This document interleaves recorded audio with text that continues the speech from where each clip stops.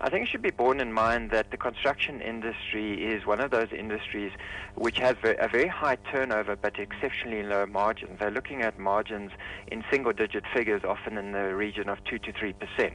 So when a penalty is imposed in the region of 300 plus million, that is a very significant disincentive for any construction company, especially in the current economic climate, which has seen a downturn in demand for construction services.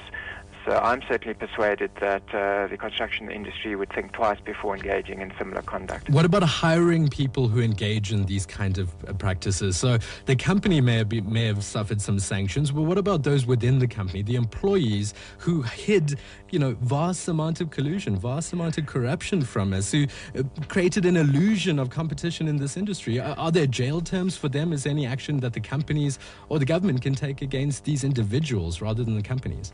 Well, insofar as individuals are concerned, I suppose the real difficulty is that this conduct is was so pervasive.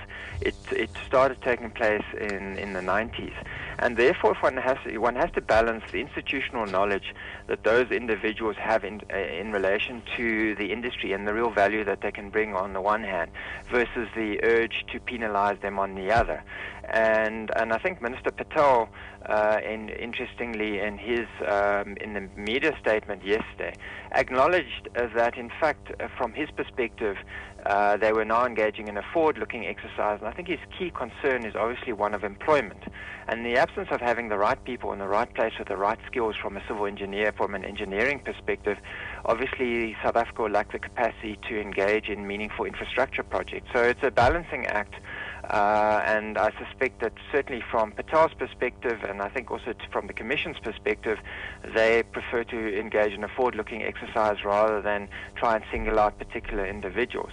That said, of course, as has been much publicized, there is a right of recourse against those individuals. There is the potential of criminal sanctions to the extent that the conduct that they engaged in constituted fraudulent conduct or a corrupt activity. Whether or not the National Prosecuting Authority ultimately pursues those individuals remains to be seen. Martin, just before we let you go, the three companies now that have not accepted the fines, what process follows now? They were implicated, as we understand, by the others who've accepted the fines. So what process unfolds? Well, as I understand it, and it certainly features in the print media this morning, most of those three firms are still involved in negotiations with the Commission with a view to trying to achieve a settlement. In the absence of achieving a settlement, the Commission will refer the complaints to the Competition Tribunal, and then what will ensue is a litigation process where the Commission will prosecute with the assistance of the firms that have settled those firms. And my expectation would certainly be that those firms would face significantly higher penalties than the penalties which were levied against the firms who agreed to participate in the settlement dispensation. What happens to these companies now that have accepted these fines? Do they continue business as usual, or is there some punitive measures that they need to deal with?